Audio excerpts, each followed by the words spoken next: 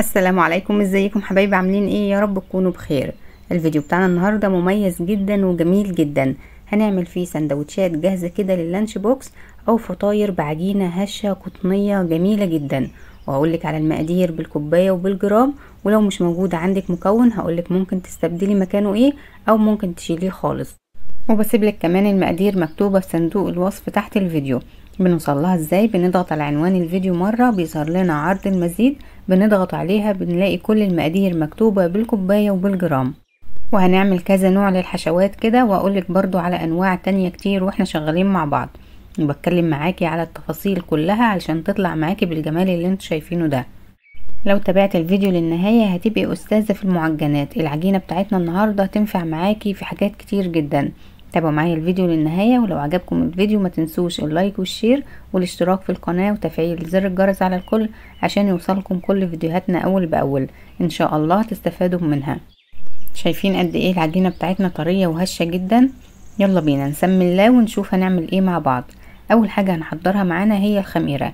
نجيب معايا كوباية كده من المية الدافية، دافية زي دمع العين كده، لا هي سخنة قوي ولا هي باردة قوي. ضفت معاها ظرف من الخميرة حوالي كده 11 جرام او 10 جرام تقريبا، الظرف ده مش متأكدة قوي، يعني حوالي كده معلقة كبيرة من الخميرة الفورية. ضفت معاها كمان معلقة كبيرة من السكر. هندوب بقى السكر والخميرة والمية كده مع بعض واغطيهم واركنهم على جنب لحد ما الخميرة تعمل فقاعات كده على الوش. تعالوا نشوف الدقيق بتاعنا. معايا هنا كيلو من الدقيق متعدد الاستخدامات. ضفت عليه معلقة صغيرة من الملح وبنقلبه بالشكل ده. الدقيق حوالي كده 7 كوبايات من مج الشاي اللي معايا اللي انتوا شايفينه ده. معايا هنا كمان كوباية من المية اللي هي حوالي 200 مل من المية. ضفت عليها بقية كمية السكر اللي هو نص كوباية سكر. ومعايا هنا معلقتين كبار من اللبن البودرة حوالي 35 جرام، وممكن تستغني عنهم وتستخدمي بدل كوباية المية كوباية من اللبن الحليب. بدوب اللبن البودرة والسكر مع المية كويس جدا علشان عايز السكر يدوب. بعد كده هضيف 2 بيضة بدرجة حرارة المطبخ بالشكل اللي انتوا شايفينه ده. ممكن تضيفي بيضة وتخلي صفار البيضة التانية لدهان الوش، وممكن تضيفيهم الاتنين بالشكل ده. ضفت كمان معلقة صغيرة من الخل طبعا عشان زفارة البيض، وبما اننا هنعمل السندوتشات بتاعتنا فيها حادق وفيها حلو فانا ضفت خل، مرضتش اضيف فانيليا. معايا هنا كمان تلت كوباية من الزيت، حوالي كده 70 جرام من الزيت. بضيفهم بقى بالشكل اللي انتوا شايفينه ده. بقلب المكونات بتاعتي كلها مع بعض لحد ما تمتزج كده كلها مع بعضها. وكده جمعنا المقادير بتاعتنا كلها السايلة مع بعضها وقلبناها كده وامتزجت مع بعضها كويس جدا. هنبدأ نعجن العجينة بتاعتنا على طول. اظن مفيش اسهل من كده. المكونات بقى كلها هنتكلم عليها بالتفصيل واحنا شغالين كده مع بعض، ولو مش موجود عندك مكون هقولك ممكن تستبدلي مكانه ايه او ممكن تستغني عنه خالص او تشيليه خالص. تعالوا بقى نرجع للخميرة بتاعتنا كده. شايفين عملت فقاعات على الوش بالشكل اللي انتوا شايفينه ده. يبقى الخميرة بتاعتنا كده نشطة وشغالة. نبدأ نكمل العجينة بتاعتنا. لو ما عملتش الفقاعات دي على الوش يبقى الخميرة بتاعتك مش كويسة والعجينة مش هتخمر معاكي. عشان كده دايما بعمل معاكم الخطوة دي علشان نختبر الخميرة بتاعتنا بدل ما نبوظ كل المقادير اللي معانا. فلو كانت على قد شوية المية وشوية السكر اللي احنا ضفنا عليهم الخميرة هيبقى مفيش اي مشكلة، لكن ما ينفعش ان احنا نضيف الخميرة كده على طول على بقية المكونات ونخسر كل المكونات اللي احنا ضفناها دي، خصوصا لو انت بتستخدمي نوع الخميرة ده لأول مرة. تعالوا بقى نشوف احنا عملنا ايه. انا ضفت الدقيق بتاعي بالشكل ده، وبعد كده ضفت كل المكونات السايلة اللي انا قلبتها مع بعض. وهنقلب بقى العجينة بتاعتنا كده بالمعلقة الاول، وبعد كده هنبدأ نعجنها بايدينا. واهم مرحلة بقى هي المرحلة اللي جاية دي. بنقلب بقى الدقيق بتاعنا مع كل المكونات بالشكل ده، وبعد كده هشيل المعلقة وهبدأ اعجن بايديا. ودي اهم نقطة. احنا طبعا استخدمنا كمية السوائل حوالي كوبايتين من المية اللي هم 400 جرام. بخلي معايا كمان ربع كوباية من المية جنبي كده، باخد منهم نقطة نقطة كده بالتدريج وانا بلم العجينة. يعني احنا بناخد المية كده نقطة نقطة صغيرة واحنا بنلت العجينة كده، علشان الخطوة دي مهمة جدا، بتفرق جدا في هشاشة العجينة، وكمان بتربي العرق كده في الدقيق بتاعنا وفي العجينة علشان ما تبرولش مننا وتفضل معانا اطول وقت من غير ما تفتفت وتبرول كده معانا. بلم بقى العجينة بتاعتي بالشكل اللي انتوا شايفينه ده. انتوا شايفينها كده بتلزق طبعا من البيض، لان البيض بيخلي العجينة كده طرية وملزقة شوية، لكن طول ما انت بتعجني فيها كده بالشكل ده هتبدأ تسيب واحدة واحدة من ايدك وما عادتش تلزق في ايديكي. بعد كده هضيف معايا معلقتين كبار من الزبدة، حوالي كده 35 جرام من الزبدة. بضيفها في المرحلة اللي انا خلاص استكفيت من كمية السوائل والعجينة لمت معايا وكانت طرية بالشكل ده. طبعا ممكن تستغني عن الزبدة نهائي خالص وتزودي كمان معلقتين من الزيت. طبعا الخطوة دي بتدي طعم كده للمعجنات وبتخليها طرية وملمسها جميل جدا. انا نزلت بقى العجينة بتاعتي على الرخامة وببدأ اعجنها بالشكل اللي انتوا شايفينه ده. لو ملاحظين ان العجينة سابت من ايديا خالص ومعادتش ملزقة في ايديا، بس هي في نفس الوقت طرية. اهم خطوة بقى هي طريقة العجن دي، نعجن فيها حوالي كده 7 دقايق 10 دقايق على الرخامة او في الطبق زي ما هي، بس اهم حاجة نعجنها لحد ما تلم معانا كده ناعمة وطرية بالشكل اللي انتوا شايفينه ده. هوريكم كمان تعرفوا ازاي ان العجينة بتاعتك اتخدمت صح. شايفين لما تشديها كده بتلاقيها بتمط معاكي، مش مقطعة كده معاكي وتلاقيها خشنة كده معاكي، لا هي بتمط وناعمة كده معانا بالشكل ده. خلاص كده العجينة بتاعتنا جاهزة. هنجيب الطبق فيه معلقة كبيرة من الزيت ونحط العجينة بتاعتنا ونغطيها ونسيبها تخمر كده او ترتاح حوالي تلت ساعة، بس احنا مش عايزينها تخمر للاخر. هنغطيها كده بكيس وبعد كده بفوطة ونسيبها كده ترتاح معانا. في الوقت اللي هنسيب فيه العجينة تخمر هنحضر الحشوة بتاعتنا. انا كان معايا هنا صدر فرخة، اخدته وضربته في الكبة، فرمته كده شوية مش فرمته ناعم قوي، وعملته زي اللحمة المعصجة كده. انا كنت عاملاه ومحضراه من قبل كده وكان موجود معايا في الفريزر. لو حابة تعملي الفراخ بالشكل ده هقولك برضو انا عملت ايه بالظبط. بضيف بقى على الفراخ حوالي كده كوباية من الجبنة الموتزاريلا او اي نوع جبنة ولادك بيفضلوه. بقلبهم كده مع بعض علشان ناخد منهم بقى كده ونحشي الفطاير بتاعتنا على طول. لو حابة تزودي بقى زيتون اي اضافة تانية مفيش اي مشكلة. طبعا ممكن تستبدلي الفراخ بلحمة مفرومة وتعملي اللحمة معصجة عادي خالص. تعالوا بينا بقى نعمل العجينة اللي احنا هنحطها كده على وش الفطاير عشان تديها شكل جميل كده. معايا هنا ربع كوباية من المية، ضفت عليها معلقة كبيرة هرمية من الدقيق وبقلبهم بالشكل ده. الخليط بتاعها بيكون سايل بالشكل اللي انتوا شايفينه ده، بس مش سايل قوي، لا هي خفيفة قوي زي المية ولا هي تقيلة قوي. شايفين بالشكل ده. جبتها لكم هنا من قريب علشان تشوفوا القوام بالظبط. شايفين هو ده القوام المطلوب اللي احنا عايزينه. هاخد بقى العجينة بتاعتي دي واحطها في كيس تلاجة واربطه بالشكل اللي هتشوفوه كده معايا، وبعد كده افتح بوز الكيس كده علشان ايه نبدأ نشكل المعجنات بتاعتنا. طبعا الخطوة دي ممكن تستغني عنها خالص مفيش اي مشكلة، وممكن تستبدليها بمايونيز. برضو هتحط معلقتين كده من المايونيز في كيس التلاجة وتفتحيه كده فتحة صغيرة، وبعد كده هنشوف هنحطه ازاي على الفطاير بتاعتنا في الاخر. تعالوا بقى نشوف العجينة بتاعتنا بعد ما ارتاحت. شايفين الجمال ما شاء الله. دي انا سبتها حوالي 25 دقيقة تقريبا، يعني مش نص ساعة ولا ساعة ولا اي حاجة. شايفين العجينة قد ايه هشة وخفيفة جدا، عاملة زي الاسفنج بالظبط. شايفين الجمال ما شاء الله. هنزلها كده على الرخام علشان نبدأ نقطعها مع بعض، ولو حابة تقطعيها وهي في الطبق زي ما هي مفيش اي مشكلة. انا هنا هبطت الخمر بتاعها حاجة بسيطة بس مش هبطه للاخر. بعد كده هنقطع العجينة بتاعتنا بقى على حجم اللي انت عايزاه. انا عملت الكورة حوالي كده 60 جرام، يعني كان حجمها معقول عشان تكون سندوتش كده حجمه حلو علشان ايه يسد مع الولاد في اليوم. شايفين بكورها بقى بالشكل ده، او ممكن تكوريها على الرخامة كده بايديكي، وبعد كده بنحطها على طبق مسحين ومسحة زيت خفيفة جدا. طبعا العجينة بتاعتنا طرية بس مش بتلزق في الايد، يعني هي طرية جدا، بس طبعا لما عجناها كويس جدا ولتناها كده كويس جدا بتلاقيها ناعمة كده مش بتلزق في ايديكي.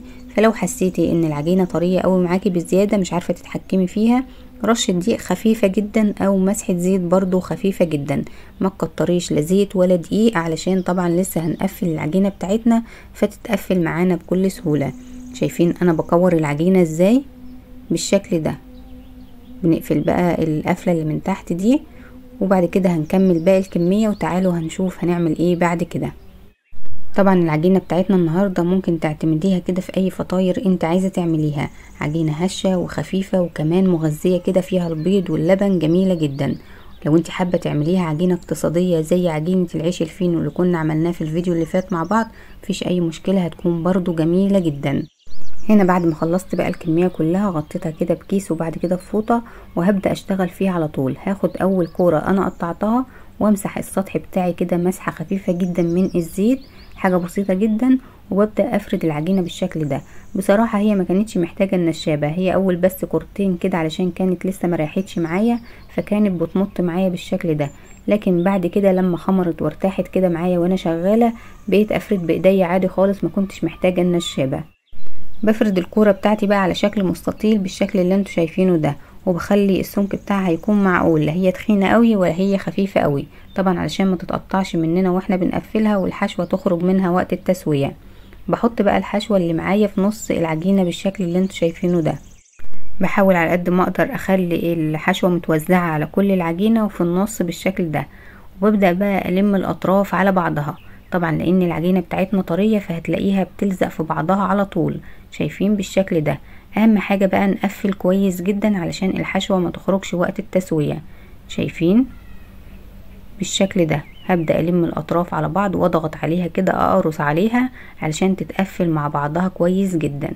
شايفين قفلتها بقى كويس جدا. هبدأ أسويها كده، أظبطها تكون زي السندوتش، مش ببطط عليها قوي علشان ما تتفردش معايا بزيادة، يدوب بس كده اسويها حاجة بسيطة. طبعا التقفيلة اللي احنا قفلناها دي لما بنحطها كده في الصاج بنحط التقفيلة من تحت، يعني بالشكل اللي انتوا شايفينه كده معايا. بحاول كده اظبطها تكون زي السندوتش، وبتكون معايا بالشكل الجميل اللي انتوا شايفينه ده. بحطها بقى في الصاج دهنين ومسحة زيت خفيفة جدا. هعمل معاكم كمان واحدة علشان تشوفوها. شايفين هنا انا فردتها بايديا، ما فردتهاش بالنشابة خالص، واتفردت معايا بالشكل اللي انتوا شايفينه ده. بحط كده معلقة من الحشوة وببدأ اقفل عليها بالشكل اللي شفتوه كده معايا. لو انت حابة تحطي الحشوة على طرف العجينة وتبدأي تلفيها زي رول كده، مفيش اي مشكلة، هتكون معاكي زي السندوتش كده، ويكون في طبقة من العجين على الحشوة. لكن انا بصراحة حبيت اعملها بالشكل ده علشان من ناحية تكون سهلة وبسيطة وما تاخدش معاكي وقت، ومن ناحية تانية بحب الحشوة كده تكون في قلب العجينة كلها. يعني لما بنعملها بالشكل ده بتكون الحشوة كده سايحة في قلب العجينة كلها. لكن لو احنا حطينا الحشوة على طرف العجينة وبعد كده فضلنا نلفها كده زي رول، هتلاقي كده في كمية من العجين فوق الحشوة كتير. هنا حبيت اوريكم بقى حشوة بسيطة جدا. لو مش موجود عندك فراخ ولا لحمة مفرومة ممكن تعمليها بالجبنة عادي خالص. دي الجبنة الفيتا اللي هي العلب الجاهزة اللي احنا بنشتريها من السوبر ماركت. باخد برضو حوالي معلقتين كده في العجينة بتاعتي، وببدأ اقفل عليها بنفس الطريقة ونفس الشكل بالشكل ده. شايفين اهم حاجة برضو اي حشوة هنحطها نقفل كويس جدا علشان ما تخرجش وقت التسوية. نحاول كده نظبط السندوتش بتاعنا وبقى معايا بالشكل ده. هنحطه برضو في الصاج، وكل صاج بنخلصه بنغطي عليه كده ونسيبه يخمر معانا. تعالوا بقى نشوف الحشوة الأخيرة الجميلة جدا. دي شوكولاتة خام، بس مش اللي هي الدارك او الخام خالص، لا دي شوكولاتة خام بالحليب اللي هي نوع سما، جميلة جدا في الحشوة وبتسيح معانا في الفرن. انا قطعتها لقطع صغيرة جدا، يعني هي القطعة هنا باينة كبيرة علشان الكاميرا مقربة ليها، بس انا قطعتها قطع صغيرة جدا. باخد بقى معلقة كبيرة كده من الشوكولاتة وبحطها في نص العجينة بالشكل ده، بنفس الطريقة اللي عملنا بيها الفراخ والجبنة. شايفين بالشكل ده. هبدأ برضو اقفل عليها كويس جدا. الشوكولاتة بقى لازم نقفل عليها كويس جدا، او ممكن تضيفي شوكولاتة سما اللي هي سبريد اللي هي زي النوتيلا، او ممكن تضيفي شوكولات شيبس اللي احنا بنستخدمه للكوكيز. اي حاجة من دي هتنفع معاكي وهتسيح معاكي وهتكون جميلة جدا. بنقفل بقى العجينة بتاعتنا كده ونظبطها كويس جدا، وبرضه هنشيلها في الصاج اللي معانا دهنين ومسحة زيت خفيفة جدا. ممكن كمان تستخدمي مربى، تستخدمي اي حشوة ولادك بيحبوها. هنا بقى بعد ما الصاج سيبناه يعني حوالي كده 10 دقايق ربع ساعة، كان خمر معانا بالشكل الجميل اللي انتوا شايفينه ده. طبعا على حسب الجو وعلى حسب طبعا احنا في الصيف او في الشتاء. انا سبته حوالي كده ربع ساعة كان خمر معايا بالشكل الجميل اللي انتوا شايفينه ده. نيجي بقى لدهان المعجنات بتاعتنا. طبعا المعجنات بتاعتنا دسمة وغنية كده، فمش محتاجة اصلا ان انت تدهنيها اي حاجة، بس لو انت حابة تلمعيها كده بالشكل ده. انا جبت معايا هنا معلقة من اللبن البودرة وضفت عليها شوية من المية علشان اخليهم كده زي الحليب، وضفت معاهم معلقة صغيرة من السكر، ودهنت بقى الوش بتاع الفطاير بتاعتنا بالشكل ده. وبعد كده جبت خليط الدقيق اللي احنا كنا عاملينه مع بعض وحطيناه في الكيس، وبمشي بقى بخطوط على الفطاير كده علشان تدينا شكل بس للفطاير بتاعتنا. دي الفطاير اللي هي محشية فراخ، فانا حبيت اديها شكل مميز كده علشان اعرف افرقهم من بعض. زي ما قلت لك ممكن تستغني عن الخليط ده نهائي، او ممكن تستخدمي المايونيز والكاتشب برضو تحطوهم كده في كيس وتمشي بخطوط كده على الفطاير، هديها شكل جميل جدا. وده طبعا كنا عملناه قبل كده مع بعض، الفطاير جميلة جدا برضو لللانش بوكس. نيجي بقى للبدايل، دهان الوش. ممكن تجيبي شوية من المية مع معلقة سكر وهتدهني بيهم الوش وهيكون برضو جميل جدا. ممكن البيضتين اللي احنا ضفناهم في العجينة تخلي منهم صفار وتضيفي عليه شوية من اللبن مع معلقة صغيرة من السكر وتدهني بيه الوش، برضو هيديكي لون جميل جدا زي ما تحبي المتوفر عندك. بعد كده تعالوا نتكلم عن التسوية المظبوطة في فرن البوتاجاز. طبعا كل مرة بقول لكم عليها وبأكد لكم عليها ان المعجنات ما تنفعش تدخل اي فرن بارد. فطبعا كمان الفطاير بتاعتنا دي محشية والعجينة بتاعتنا لازم تكون هشة وطرية بالشكل ده، فلازم تدخل على فرن سخن كويس جدا. في الوقت اللي المعجنات بتاعتنا بتخمر فيه بنشغل الفرن بتاعنا كده من تحت علشان يسخن معانا كويس جدا، وبنشغله على اعلى حرارة، يعني بيفضل شغال وهو فاضي كده حوالي 10 دقايق. لما بيسخن كويس جدا بندخل بقى الصاج بتاعنا على الشبكة تكون على اخر رف مقارب لارضية الفرن، وبندخل الصاج بتاعنا وكل شوية بناخد بالنا منه، بنلففه الناحية دي شوية والناحية دي شوية علشان ياخد لون وتسوية موحدة. هو في الغالب بياخد لون من فوق كده وقت التسوية، حسيتيه ان هو ما اخدش لون من فوق بتشغل الشواية اخر دقيقتين وبيبقى معاكي بالجمال اللي انتوا شايفينه ده. طبعا ما تسيبوهوش كتير في الفرن عشان العجينة بتاعتك تطلع هشة وطرية بالشكل الجميل اللي انتوا شايفينه ده. يعني ممكن تاخد معاكي في الفرن من ربع ساعة لتلت ساعة مش اكتر من كده، وبتكون جاهزة معاكي بالجمال ده. طب لو حسيتيها نشفت معاكي في الفرن او اخدت وقت طويل في الفرن هتعملي ايه علشان ترجع طرية بالشكل ده؟ هقولك برضو تعملي ايه. اول ما بتخرج من الفرن بدهاني الوش اللي انت دهنت بيه الفطاير اللي هو اللبن او شوية مية في اي بخاخة كده او بالفرشة زي ما احنا دهنا الوش قبل ما يدخل الفرن، وهتدهني على كل سندوتش كده دهنة بالفرشة بسيطة جدا، هتلاقيها طريت معاكي وبقت بالجمال اللي انتوا شايفينه ده. طبعا بندهنه او بنرش عليه كده وبعد كده نغطيه بفوطة ونسيبه في الصاج زي ما هو حوالي كده 10 دقايق يرد من حرارة الفرن، بيرجع طري معاكي وخفيف، حاجة كده ما شاء الله جميلة جدا. شايفين بقى الحشوة في قلب السندوتش كله ازاي؟ مفيش حتة عجينة خالص علشان الولاد كده ياكلوا السندوتش على بعضه. شايفين الجمال ما شاء الله؟ شايفين قد ايه العجينة هشة وطرية، وكمان ريحتها وطعمها جميل جدا. ريحتها وقت التسوية كانت خطيرة. هنا بقى بعد ما خلصنا كل السندوتشات اللي عملناها بحشوة الفراخ وبالجبنة واللي هي بالشوكولاتة السادة اللي فوق دي، كانت جميلة جدا. انا حبيت ان انا اظبط الشكل من بره كده علشان اعرف افرق ما بينهم. يعني اللي بالجبنة حطيت شوية من حبة البركة وشوية من السمسم، واللي بالفراخ دي حطيت عليها خليط الدقيق اللي عملناه مع بعض، واللي بالشوكولاتة سبتها سادة بالشكل الجميل اللي انتوا شايفينه ده. شايفين القمر ما شاء الله؟ حاجة كده جميلة جدا، هشة وخفيفة زي الريشة بالظبط. شايفين ما شاء الله؟ جميلة جدا، والشوكولاتة سايحة من جوه وفي قلب العجينة كلها برضو جميلة جدا. هفتحها لكم دلوقتي وهتشوفوها. تعالوا بقى نتكلم على طريقة حفظ السندوتشات دي. لو انت عاملة كمية كبيرة، هتسيبيها بقى تبرد في الصاج كده زي ما هي، تبرد تماما، وبعد كده تشيلي كل كمية كده في كيس على قد العدد اللي انت عايزاه وتشيليها في الفريزر، وبعد كده تطلعيها قبل ما تيجي تستخدميها بفترة هتلاقيها فكت معاكي وبقت طرية كأنك لسه خبزها بالظبط. شايفين الشوكولاتة سايحة في كل العجينة ازاي؟ ما شاء الله جميلة جدا. طبعا لو عايزة تضعفي المقدار هتضعفي كل المقادير ما عدا الخميرة مش بنحطها بالضعف، يعني هتزودي كمان نص معلقة كده، هتبقى حوالي 15 جرام من الخميرة، مش بنزود ضعف الخميرة عشان طبعا العجينة ما تخمرش معاكي بزيادة.